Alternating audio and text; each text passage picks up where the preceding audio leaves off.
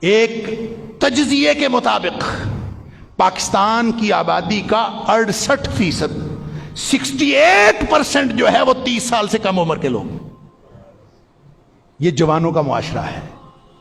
یہ نبی اکرم صلی اللہ علیہ وآلہ وسلم کی امت میں وہ جو خلافت علی منہاج النبوہ اس پر جو قائم کرنے کے لیے جو مین پاور چاہیے، اللہ کی مشیت سے، میں نے پہلے بھی عرض کیا ہے، جو کچھ ہونا ہے اللہ کی مشیت سے ہونا ہے، یہ ہماری تدبیر سے شاید نہیں ہونا، اللہ نے اپنی مشیت بتائی ہے نبی اکرم صلی اللہ علیہ وسلم کے ذریعے سے، لیکن اس مشیت میں جس نے رول پلے کرنا ہے، جس نے کردار ادا کرنا ہے، اس کا بڑا ذخیرہ پاکستان کے اندر موجود۔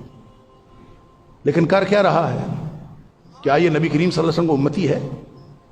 کیا اس کی ایک ایک حرکت، اس کی شکل سے لے کر اس کی عقل تک، اس کے معمولات زندگی سے لے کر اس کے مشن تک، اس کی پڑھائیوں سے لے کر اس کے سارے معاملات تک، آپ آج کے نوجوان کو دیکھیں، اور جس کی سمجھ ماں باپ کو نہیں آتی اس کی سمجھ کس کو آئے گی؟ قرآن کہتا ہے اپنے ماں باپ کو اف تک نہ کہو۔ آج کل کا نوجوان وہ کہتا ہے بس اف نہیں کہنا، باقی ہر چیز کہنی ہے۔ وہ والدین کا تصور، وہ جو امتی چاہیے، کیا اس مین پاور کے اندر وہ طاقت موجود ہے؟ سیرت پہ جلسے ہم بہت کرتے ہیں، وہ نوجوان جو عشق رسول میں اپنے آپ کو پوری طرح سرشار پاتا ہے، اس کے معمولات زندگی دیکھیں کیا نبی کریم صلی اللہ علیہ وسلم کے بتائے ہوئے طریقے کے مطابق؟ اللہ اکبر۔ ایک بڑی خوفناک حدیث ہے، نبی کریم صلی اللہ علیہ وسلم نے فرمایا کہ اللہ تعالیٰ کو ایسا شخص پسند نہیں، اس میں آپ نے چند نشانیاں بتائیں۔ ان اللہ یبغض، اللہ ناپسند کرتا ہے، اللہ کا غضب ہوتا ہے اس کے اوپر، اللہ انتہائی ناپسند کرتا ہے اس شخص کو۔ کیسا شخص؟ فرمایا کل جعبری جواد سخاب بالاسواق جیفتم باللیل جیفتم باللیل حمار بالنہار عالم بامر الدنیا جاہل بامر الآخرہ۔ یہ نبی اکرم صلی اللہ علیہ وسلم نے چند نشانیاں بتائیں کہ ایسے شخص کو اللہ انتہائی ناپسند کرتا ہے۔ وہ کون ہے؟ جعذری۔ پہلا جعذری۔ جعذری کون ہوتا ہے؟ دوسرا کہا جواد۔ جعذری وہ ہوتا ہے جس کی ہر وقت نکوڑی چڑھی رہے، ترش روح اور انتہائی متکبر اور اڑیل بدمزاج، وہ جعذری ہوتا ہے۔ آپ دیکھ لیں آج کا نوجوان کتنا خوش مزاج ہے، اس کو چھیڑ کے دیکھیں، خاص طور پہ اس وقت جب وہ موبائل پہ بیٹھا ہو، اس وقت دیکھیں وہ یوں کاٹتا ہے، اللہ تعالیٰ معاف فرمائے۔ یہ نوجوان ہے آج کا، اللہ ناپسند کرتا ہے ایسے شخص کو جو جعذری ہے۔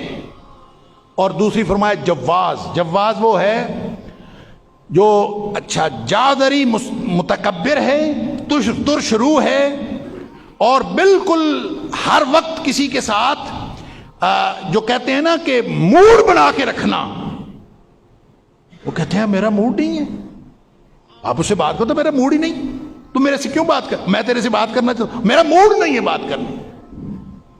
وہ بندے کے پتر، تیرا ابا آیا ہے تیرے سے بات کرنے، تیرا دادا آیا ہے تیرے سے بات کرنے، تیری ماں آئی ہے تیرے سے بات کرنے، تیری خالہ پھپھو آئی ہے، وہ کہتا ہے میرا موڈ نہیں ہے۔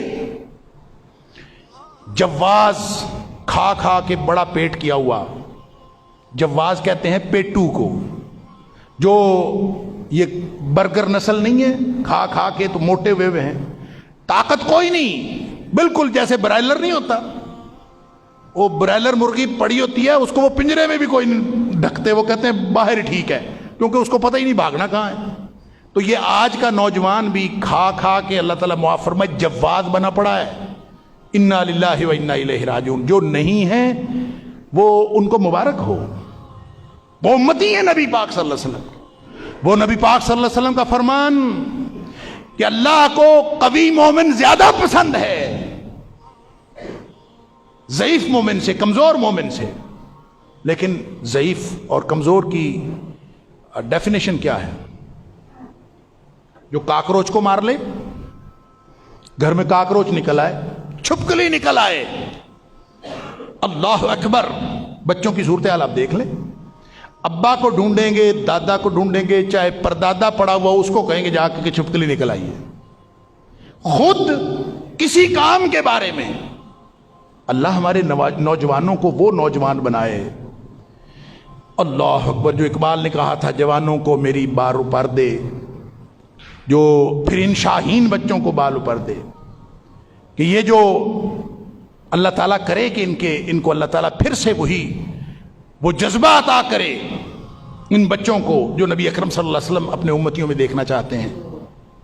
جس طرح کا امتی نبی کریم صلی اللہ علیہ وسلم دیکھنا چاہتے ہیں، کیا ہم ہیں صرف اس بات پہ خوش ہو کے بیٹھ جانا کہ ہم نبی کریم صلی اللہ علیہ وسلم کے امتی ہیں، اور صرف اس بات پر خوش ہو کے بیٹھ جانا کہ آئندہ اسلام کے غلبے کا دور ہے، اور غلبے کا دور تمہارا کیا کردار ہے؟ اصل تو مسئلہ یہ ہے، قیامت والے دن یہ نہیں پوچھا جانا کہ تم ملکن عادن اس ظالم بادشاہتوں کے دور میں زندہ تھے، یا ملکن جبری بادشاہتوں کے حکومتوں کے دور میں زندہ تھے، یا تم خلافت اعلیٰ منہاج النبوہ کے دور میں زندہ تھے۔